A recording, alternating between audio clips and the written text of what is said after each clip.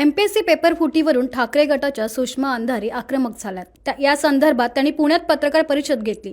Paper फुटीची तक्रार करणाऱ्या विद्यार्थ्यांवर दबाव आहे। 4 ते 5 दिवसापूर्वी त्यांचा फोन सुरू होता, मात्र आता फोन बंद असल्याचा आरोप सुषमा अंधारेंनी केलाय। पाहूया।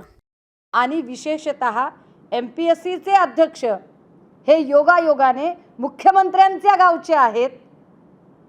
योगायोगाने ते मुख्यमंत्र्यांच्या गावचे आहेत। ते मुख्यमंत्री महोदय या पेपर फुटीच्या संदर्भात नेमकी भूमिका का स्पष्ट करत नाहीत? कारण प्रत्येक वेळेला ते असं सांगत आहेत की नाही, आमच्या काळात काही घडलंच नाही, पण तुमच्या काळात लागोपाठ टीईटीचा पेपर फुटलाय, एमएचसीईटीचा पेपर फुटलाय, वेगवेगळ्या म्हणजे कृषी विभागाच्या ज्या एमएचसीईटी होतात त्याचे पेपर अनेक वेळेला फुटलेले आहेत। त्याच्या संदर्भाने मला वाटते कालच एका पत्रकाराने त्याची फार विस्तृत माहिती दिलेली आहे। आत्ता मृदा जलसंधारणचा पेपर फुटला, त्या पेपरमध्ये तर तुमच्याच पक्षात तुम्ही घेतलेला अभिषेक सावरीकर पुन्हा सापडला। आणि परत आता हा पुणे महापालिकेतल्या पेपरचा प्रश्न, ड्रग्ज इन्स्पेक्टरचा प्रश्न, महत्त्वाचं या सगळ्या परीक्षांचे जेव्हा पेपर फुटतात, अगदी नीट सकट सगळ्या पेपरचे, तेव्हा या सगळ्या परीक्षांच्या पेपर फुटीशी संबंधित हे त्या परीक्षेचा क्लास घेणारे जे क्लासेसचे संचालक आहेत त्यांचं नाव सातत्याने पुढे येते। पोलीस भरतीची परीक्षा होती, त्याच्यामध्ये बारामतीच्या जी पोलीस भरती अकॅडमी आहे त्या अकॅडमीच्या संचालकाचं नाव पुढे आलं। नीटची परीक्षा भरती, त्याच्यामध्ये मोटेगावकरची तर अटकच झाली। आत्ताची ड्रग्ज इन्स्पेक्टरची जी काही परीक्षा भरती आहे याच्यामध्ये कौटिल्य अकॅडमीच्या प्रवीण पाटीलचं नाव सातत्याने पुढे येत आहे। याच पद्धतीने एसएमबीचं नाव पुढे येत आहे। मग एवढी सगळी क्लासेसची नावं पुढे येत असताना या सगळ्या क्लासेसकडून किंवा क्लासेसच्या नोट्स असतील किंवा क्लासेसचे कम्प्युटर्स असतील, ज्या ज्या क्लासेसचं नाव पुढे आलेलं आहे त्यांच्या चौकशा का होत नाहीत? या सगळ्या क्लासेसकडून एकदा त्यांच्यावरची कठोर अशी प्रतिबंधात्मक कारवाई का केली जात नाही की जेणेकरून विद्यार्थ्यांची आयुष्य वाचवता येतील? पण यावर राज्याचे मुख्यमंत्री चकार शब्द बोलायला तयार नाहीत। राज्याच्या मुख्यमंत्र्यांना जेव्हा आम्ही प्रश्न विचारतो तेव्हा मुख्यमंत्री महोदय मात्र गोलमटोल उत्तरं देण्यामध्ये जास्त इकडून तिकडून फिरवून उत्तरं देत आहेत। पण ते अजूनही सांगत नाही आहेत की प्रत्येक परीक्षेचा पेपर फुटताना त्या परीक्षेचा क्लास घेणारा कुठल्या ना कुठल्या गावचा क्लासेसचा संचालक त्याच्यामध्ये कसा काय गुंतवला जातोय किंवा गुंततोय, आणि त्या क्लासेसच्या संचालकाचं काय? कौटिल्य अकॅडमीच्या प्रवीण पाटीलबद्दल आता सरकारची काय भूमिका असेल? कारण प्रवीण पाटील आणि त्याची कौटिल्य अकॅडमी आणि त्या अकॅडमीत असणारी ऋतुजा आणि गौरव पाटील या सगळ्या लोकांनी घेतलेले आक्षेप, त्यांचे व्हॉट्सअप चॅट हे सगळं समोर असतानाही अजूनही त्यांच्यावर सरकारने कारवाई का केलेली नाही? पोलीस भरतीच्या प्रकरणात सुद्धा बारामतीच्या क्लासेसवाल्याची अजूनही कसलीही चौकशी झालेली नाही। मृदा जलसंधारणमधला जो काही पेपर फुटला त्याच्यातही कुठलीही चौकशी झालेली नाही। जो पेपर पुणे महापालिकेचा फुटलेला आहे त्यातल्या महापालिकेच्या लोकांवरती किंवा हे सॉफ्टवेअर ज्या कंपनीचं वापरलं गेलं त्यांची कुठलीही चौकशी अजून झाली नाही। मुलं दरवेळेला फक्त आणि फक्त अर्ज करतात आणि अर्ज केल्यानंतर त्याला थातूरमातूर उत्तरं आयोगाकडून मिळतात, मात्र राज्य सरकार नावाची जी यंत्रणा आहे ती ढिम्म आहे, ती अजिबात हलायला तयार नाही। यावर सरकार म्हणून काही आपली जबाबदेही आहे, आपलं उत्तरदायित्व आहे।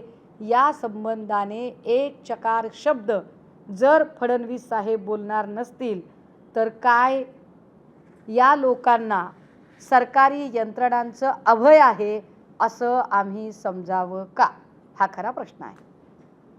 मॅडम, या संदर्भात तुम्ही जे संपूर्ण सांगितलं त्या संदर्भात तुम्ही सरकारची किंवा मुख्यमंत्र्यांच्या संदर्भात काही भेट घेणार आहात का? बघा, या सगळ्या संबंधाने आपण याच्या आधी सुद्धा मी जसं म्हटलं की सरकारला आपण वारंवार याच्यातले मेल टाकले। काय आहे ना की सरकारला नॉन इश्यूजवरती जर कोणी चर्चा करणार असेल तर त्याच्यात वेळ भरपूर आहे। म्हणजे जात आणि धर्माची विभागणी करणारे, जातीय दंगली पसरवणारे आणि त्याच्या संबंधाने जर काही चर्चा व्हायची असेल तर मग सरकार त्याच्यासाठी वेळ द्यायला तयार असतं. परंतु जो प्रश्न विद्यार्थ्यांशी निगडीत आहे त्यावर मात्र सरकार बोलत नाही. माझ्या सरकारला 3 ते 4च मुद्दे ठळक पद्धतीने आहेत की पुणे मनपाचा जो पेपर फुटलाय असा तिथल्या विद्यार्थ्यांचा आक्षेप आहे. त्या पेपरच्या संबंधाने बारामतीला फुटलेला पोलीस भरतीचा पेपर, ड्रग्ज इन्स्पेक्टरचा पेपर जो जळगाव नंदुरबार साईडला फुटलेला आहे, या सगळ्या पेपर फुटीच्या मागे कुठल्या ना कुठल्या क्लासेसच्या संचालकांची नावं चर्चेत येत आहेत. त्या संचालकांची चौकशी कधी करणार? कौटिल्य अकॅडमीचे प्रवीण पाटील यांची चौकशी कधी करणार तुम्ही? ते प्रवीण पाटील आरोपी आहेत की नाही, गुन्हेगार आहेत की नाही, ते यथावकाश तपासात बाहेर येईल. पण चौकशी तर झाली पाहिजे. ती चौकशी अजून होत नाही आहे. पोलीस भरतीच्या प्रकरणात फार मोठं प्रकरण आपण सगळ्यांनी बाहेर काढलं होतं, पण त्याची चौकशीच झालेली नाही. ती चौकशी होणं गरजेचं आहे. विशेष म्हणजे ज्या लोकांवर आधी FIR गुन्हे दाखल आहेत, याच लोकांना पुन्हा कंत्राटं देण्यात काय हाशील आहे? हे कंत्राटं देणारी आणि शिफारस करणारी लोक कोण आहेत की त्याच सॉफ्टवेअर कंपन्यांना पुन्हा कंत्राटं मिळतात? जे गौड बंगाल आहे, जसं मी म्हटलं की विनोद तावडेंच्या काळामध्ये प्रितिश देशमुखला कंत्राट मिळतं, हे गौड बंगाल आहे. आणि SMB कंपनीवर गुन्हा दाखल होतो तरी SMB कंपनीला पुन्हा एकदा कंत्राट मिळतं. अभिषेक सावरीकर TETच्या परीक्षेमध्ये अडकतो तरी पुन्हा त्याला काम वेगळ्या कंपनीच्या माध्यमातून मिळतं, त्याच्यावर पुन्हा मृदा जलसंधारणचा गुन्हा दाखल होतो. म्हणजे सरकारच्या लाभार्थी यादीमध्ये ही सगळी फ्रॉड मंडळी कशी काय येतात हा खरा प्रश्न आहे. यावरच आता केंद्र सरकारकडनं एक विधेयक आणलं जाणार आहे. सुपर 6 अशी त्यांनी टीम देखील एक गठीत केली आहे. निलकेनी हे त्या टीमचे अध्यक्ष असतील. कसं पाहता याकडे तुम्ही? स्वतः नरेंद्र नाही, मोदी मुळात मुद्दा हा आहे की तुम्ही ज्या वेळेला एखादं विधेयक आणता याचा अर्थ you are committing, it means that you are committing. तुम्ही ही गोष्ट मान्य करताय की पेपर लीक होतोय. पण मुळात पेपर लीक का होतो? तर कुणाचे तरी आर्थिक लाभ आहेत म्हणून. आर्थिक लाभ कुठे होत आहेत? तर तुम्ही अशा प्रकारच्या परीक्षा घेताय. आधी ज्या वेळेला मेडिकल आणि इंजिनिअरिंगच्या परीक्षा व्हायच्या तर त्यावेळेला म्हणजे आम्ही जेव्हा परीक्षा दिल्या तर त्यावेळेला ग्रुपिंग व्हायचे ना. PCMचं ग्रुपिंग असायचं, PCBचं ग्रुपिंग असायचं आणि त्यातनं परीक्षा व्हायच्या आणि त्यातनं मुलं मेडिकल आणि इंजिनिअरिंगला निवडली जायची. आत्ता तुम्ही JEE करता, नीट करता, पोरं कॉलेजमध्ये बसायच्याऐवजी क्लासेसमध्ये पैसे जास्त घालवतात. 10-10, 20-20 लाख रुपये क्लासेसमध्ये जातात आणि एवढे पैसे घालूनही पुन्हा क्लासेसचा संचालकच जर पेपर फुटीमध्ये पुन्हा त्यांच्याकडनं 20, 25, 30 लाख रुपये जर एका पेपर मागे घेत असेल तर ही जी सगळी आर्थिक लाभ मिळवून देणारी तुमची जी परीक्षा पद्धती आहे, मुळात त्या परीक्षा पद्धतीत बदल व्हावा, हा एज्युकेशनल रिफॉर्म व्हावा. हा रिफॉर्म करण्यासाठी सरकार का उत्सुक नाही? गुन्हा घडल्यानंतर गुन्हेगाराला शिक्षा करण्यापेक्षा मुळात गुन्हा घडूच नये यासाठी म्हणून तुमच्या परीक्षा पद्धती सुधारणा झाल्या पाहिजेत. यासाठी जसे केंद्रीय पातळीला प्रयत्न व्हावेत तसे राज्य पातळीला सुद्धा प्रयत्न होणं गरजेचं आहे आणि त्या दृष्टिकोनातनं मला वाटते मुख्यमंत्र्यांनी चर्चा करणं गरजेचं आहे.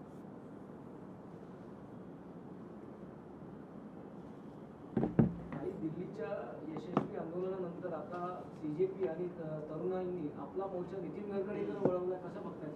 T20 जनता पार्टीची स्थापना केली परत. राजनाथ सिंह असं म्हणाले होते की हमारी पार्टी में इस्तीफे नहीं होते हैं, तो उनकी पार्टी में इस्तीफे होते हैं की नहीं होते हैं हे अत्यंत शुद्ध मराठवाडी भाषेमध्ये मला वाटते रावसाहेब दानवेंनी फार व्यवस्थित त्यांचं वाक्य सदा सर्व काळ चपकल बसेल अशा पद्धतीने सांगितले की तुमच्याकडे इस्तीफे होतात, तुम्ही झुकतात, तुम्ही वागतात, तुम्ही सगळं करतात.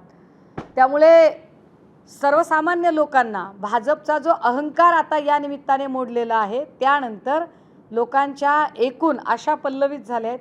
लोकशाही प्रक्रियेवरचा विश्वास जरा थोडासा परिदृढ व्हायला मदत होते आणि त्यामुळे निश्चितपणे लोकांना जर गडकरींच्याबद्दल राग असेल तर लोक गडकरींचा राजीनामा मागतील.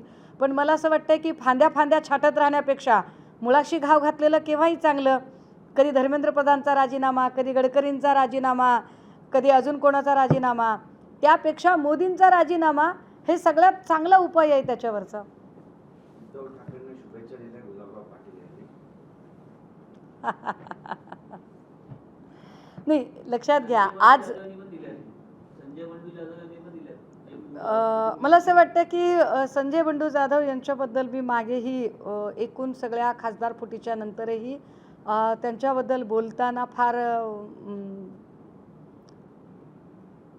ह्या सगळ्या लोकांमध्ये मला असं वाटतं की मला माझ्या नेत्याचा खूप अभिमान आहे की माझे नेते एवढं सगळं होत असताना कुठेही त्यांनी कधीही आकांडतांडव केला नाही, आक्रस्ताळेपणा केला नाही, वर्षा बंगल्याच्या भिंती रंगवल्या नाहीत, कोणावरही कसलीही खापरफोड न करता, चिडचिड न करता, कुणाबद्दलही अपशब्द न वापरता किंवा काहीही करेन पक्ष फोडेन पण पुन्हा येईल असा अहंभाव न दाखवता त्यांनी जो शांत आणि संयमी स्वभाव दाखवला आहे तो बघता मला वाटते कुणालाही म्हणजे शत्रूलाही ज्या माणसाच्या एकूण स्वभावाबद्दल आणि त्याच्या जीवनशैलीबद्दल हेवा वाटेल असे नेतृत्व असणारे सन्मान्य पक्षप्रमुख उद्धव साहेब यांना वाढदिवसाच्या शुभेच्छा द्यायला कुणी तयार होईल. नक्कीच आपण पाहतोय की संजय राऊत यांनी म्हटलंय की दिल्लीला जाऊन आले फडणवीस, त्यामुळे शिक्षण मंत्र्यांच्या जागेसाठी त्या अगदी उत्तम आहेत. फडणवीस म्हणतायत की मी कुठेही जात नाहीये, मी मुंबईतच आहे, नागपुरात आहे. अमृता वहिनींनी पण सांगितलं, अमृता वहिनी पण मला वाटते काहीतरी बोलल्या, त्याही म्हणाल्या की मी काही त्यांना काय म्हणाल्या त्या मी त्यांना दिल्लीत जाऊ देणार नाही. आता खरं तर बालहट्ट, स्त्रीहट्ट, राजहट्ट हे सगळेच हट्ट फार महत्त्वाचे असतात आणि अमृता वहिनींच्या स्त्री हट्टापुढे कदाचित त्यांचं काही चालणार नाही, पण वहिनींच्या अशा हट्टामुळे आम्ही एका चांगल्या मराठमोळ्या नेतृत्वाला पंतप्रधानपदी बघू शकणार नाहीत याचं आम्हाला वाईट वाटतंय. पण एक नक्की हे मी पुन्हा एकदा अंडरलाईन केलं पाहिजे, सगळ्या माध्यमांच्या समोर जबाबदारीनं सांगितलं पाहिजे की देवेंद्रजी चटकन कुठल्या का पदावर असेना दिल्लीला जावेत आणि महाराष्ट्राची मुख्यमंत्रीपदाची खुर्ची आपल्याला मिळावी यासाठी चंद्रशेखर बावनकुळेजी पाण्यात देव घालून बसलेले आहेत. पण बावनकुळेंना माहीत नाही त्यांच्या किंवा फडणवीसांच्या खुर्चीखाली व्हाया अमित शहा शिंदेंनी केव्हाच फटाके लावलेले आहेत. सीजेपीच्या यशस्वी आंदोलनानंतर अभिजित दिपके हे प्रस्थापित तरुण नेतृत्वासमोर नवीन आव्हान उभं राहिलंय का? आणि याला जोडून प्रश्न आहे की कपिल सिब्बल यांच्यासोबत त्यांची भेट झाली 25 मिनिटं चर्चा. नाही, कपिल सिब्बलांच्या सोबतची जी भेट होती माझं आणि अभिजितचं कालही त्या संदर्भात, काल खरं तर त्याचं टायफॉईड आणि सलाईन वगैरे चालू होत्या, सकाळी पण आम्ही बोलत होतो त्या सगळ्या संदर्भाने. त्याचं निमित्त असं होतं की काल नेहाचा एक व्हिडिओ आपण बघितला असेल, नेहा बोरा यांनी एक व्हिडिओ काल प्रदर्शित केलेला आहे ज्यात त्यांनी की जर भाजपाने सांगितलं होतं की सीजेपीच्या निमित्ताने आणि नीट पेपर फुटीच्या निमित्ताने जर आम्ही सगळेजण रस्त्यावर उतरलेलो होतो आणि याच्यातल्या कुणावरही गुन्हा दाखल होणार नाही असं ऑलरेडी गव्हर्नमेंटने सांगितलेलं असतानाही पाटण्यामध्ये अनेक मुलांवर गुन्हे दाखल होत आहेत, मुंबईमध्ये सुद्धा अगदी दादर पोलीस स्टेशनला अनेक मुलांवर गुन्हे दाखल झालेले आहेत. याचा अर्थ भाजप सरकारने आपला शब्द पाळलेला नाही. याच्याच विरोधात आज पुन्हा एकदा बिहार पाटण्यामध्ये त्याची निदर्शनं होत आहेत आणि ज्या मुलांवर गुन्हे दाखल होत आहेत अशांच्यासाठी आपण काही लीगल प्रिव्हेंटिव्ह ॲक्शन घेऊ शकू का या संदर्भाने मला वाटते अभिजित आणि कपिल सिब्बल यांची एक भेट झालेली होती आणि ती चर्चा झाली होती. पण तुमचा जो मूळ प्रश्न आहे की काय या निमित्ताने प्रस्थापितांच्या समोर एक आव्हान उभं राहते का, तर मला वाटतं इतक्या लवकर प्री जजमेंटल होण्याची गरज नाही. त्याने हे अभिजित दिपके यांनी सुद्धा हे स्पष्ट केलेलं आहे की ही आमची मूवमेंट ही फक्त एज्युकेशनल पर्पजसाठीची मूवमेंट होती, आम्ही तुर्तास कुठल्याही पॉलिटिकल इंटरफिअरन्समध्ये नाही आहोत, तेव्हा आपणही त्यांना विनाकारण त्याच्यात ओढणं बरोबर असणार नाही. बाकी काळ ठरवेल. एमपीएससी कडून आता सांगण्यात आलं आहे की कुठेतरी ही जी तक्रार करण्यात आली होती ही बनावट तक्रार आहे, कारण की या आधी जी तक्रार त्यांना ईमेलद्वारे आली होती, पुन्हा एकदा त्यांच्याकडून एमपीएससी कडून सांगण्यात येते की जी तक्रार आम्हाला ईमेलद्वारे काल प्राप्त झाली आहे, त्यामध्ये असं लिहिलं की ही ईमेल आम्ही बनावट केली होती. त्यामागचं कारण म्हणजे परीक्षा ही पुढे जाण्यासाठी एकंदरीत हे सर्व केलं. ज्या मुलाने ही तक्रार केली होती त्या मुलावर एमपीएससीने इतके दबाव आणले, हे मी फार जबाबदारीनं बोलतेय, ज्या मुलाने तक्रार केली होती त्या मुलावर एमपीएससीने इतके दबाव आणले की तो मुलगा आता अक्षरशः फोन बंद करून नॉट रिचेबल आहे. अशा सगळ्या दबावात त्या मुलाच्या जीवाचं काही बरं वाईट झालं तर काय, ह्याची जबाबदारी कोण घेणार? एक. दुसरं असं की MPSCला हे आज का सुचलं? जो मेल साधारणतः 1 महिन्यापूर्वी गेलाय त्यावर MPSCला हे उत्तर आत्ता का सुचलं? जे MPSC आधी असं सांगते की असं काही घडलंच नाही, नंतर असं सांगते की घडलं असेल तर आम्ही चौकशी करू, आणि आज असं जर सांगत असेल की हा मेल बनावट आहे असं त्या मुलाने सांगितलं, म्हणजे तुम्ही दबाव आणून, धमकी देऊन, धमकावून आम्ही तुला रिस्ट्रिकेट करू, तुला ब्लॅकलिस्टेड करू, तुला पुढच्या कुठल्याही परीक्षेत पुन्हा आम्ही बसू देणार नाही अशी भीती घालून जर त्याच्याकडून जबाब वदवून घेतला नसेल कशावरून? त्यामुळे MPSCने हे सगळं बोलताना माझी पुन्हा विनंती आहे, महाराष्ट्र लोकसेवा आयोगाचे सचिव हरपालजी, त्यांना पुन्हा एकदा आमची विनंती आहे, तुम्ही समोरासमोर बसा, आमची तुमच्या समोर बसून चर्चा करायची तयारी आहे. तुम्ही आता हे आरोप करताय, रोहित पवारांनी हे आरोप केले, त्यानंतर कुठेतरी हे जर गोष्टी समर्थन मिळत नाही तरी तुम्ही सांगताय की दबाव त्या विद्यार्थ्यावरती आणला गेला, त्यापैकी कोण असेल नेमकं, कोणी दबाव आणला? नाही, दबाव कुणी आणला ते त्यांनी शोधावं, आणि दबाव कुणी आणला किंवा ड्रग्ज कुणी आणलं किंवा काही महाराष्ट्रात कुठे काही घडलं की हे कुणी केलं, कोण असावं असं जेव्हा आम्हाला विचारलं जातं ना, तेव्हा त्या सगळ्यांची उत्तरं मी द्यायला तयार आहे. मग एक काम करूया, गृह खातं माझ्याकडे द्या, देवेंद्रजी द्यायला तयार असतील तर, म्हणजे मग मी त्याची सगळ्यांची चौकशी करते. मग देवेंद्रजी कशासाठी आहेत? हे या राज्यातलं गृह खातं कशासाठी आहे? एका पोराने एक तक्रार नोंदवली, ती तक्रार पोर्टलवर नोंदवली, तुमच्याकडे मेल केला, 1 महिना तुम्ही त्याच्याकडे लक्ष देत नाही. जेव्हा हे प्रकरण याची मीडिया ट्रायल होते, मी बोलते किंवा राष्ट्रवादीचे आमदार रोहित पवारजी बोलतात, तेव्हा मीडियाला आयोगाला जाग येते आणि आयोग अशा पद्धतीने विधानं करत असेल तर हे कितपत संयुक्तिक आहे? म्हणजे तुम्ही मोठं विधान करताय की त्याच्यावरती दबाव होता, कारण की 1 महिना उठून गेला की आता तरीच आरोप होते, तरीच MPSC या तक्रार समोर आणतंय. या संदर्भाने मी हे खात्रीनं सांगू शकते की या मुलावर दबाव आलेला असू शकतो. जो मुलगा इतक्या खात्रीने सगळे स्क्रीनशॉट जोडून, सगळी माहिती जोडून, त्याच्यातल्या टाईमलाईन सकट की किती वाजता कोणता मेसेज गेला हे सगळं व्यवस्थित, विशेष म्हणजे त्याच्यावरचा ज्याच्यासोबत त्याने चॅटिंग केलेलं आहे ही सगळी माहिती तो शेअर करतो. पण ते काय झालं की शेअर करताना त्याचा नंबर एका व्हॉट्सअपवर गेला आणि तो कोण मुलगा आहे ते लक्षात आलं, आणि त्यानंतर त्या मुलावर जो दबाव आला तोपर्यंत म्हणजे साधारण 6 दिवसापूर्वीपर्यंत त्या मुलाचा फोन नंबर चालू होता. आता अचानक त्याचा फोन नंबर बंद झाला, अचानक तो नॉट रिचेबल झाला, याचा अर्थ काय? तुम्ही दबाव आणताय का? तुम्ही घाबरवताय त्याला. आम्ही त्याच्याशी बोलायचा प्रयत्न केला तर तो सांगतो की मला पुन्हा वेगळ्या परीक्षेला कदाचित बसूच देणार नाहीत. मग त्याची लाईफ स्पॉईल होईल म्हणून तो कदाचित बोलत नसेल कशावरून. तुमचं बोलणं झालंय त्या विद्यार्थ्याबरोबर? माझं त्याच्या मिडल पर्सनशी बोलणं झालंय. तुम्हाला म्हणजे हे कन्फर्म आहे की त्याचे दबाव आहे? त्याच्यावर दबाव आहे हे कन्फर्म आहे, नक्कीच. त्यातून मग त्यांनी पुन्हा एकदा आणि त्याच्यावर दबाव नाही असं जर MPSCच्या सचिवांचं म्हणणं असेल तर माझं परत एकदा त्यांना म्हणणं आहे, आपल्या सगळ्यांच्या माध्यमातून त्यांनी समोरासमोर बसून चर्चा करावी.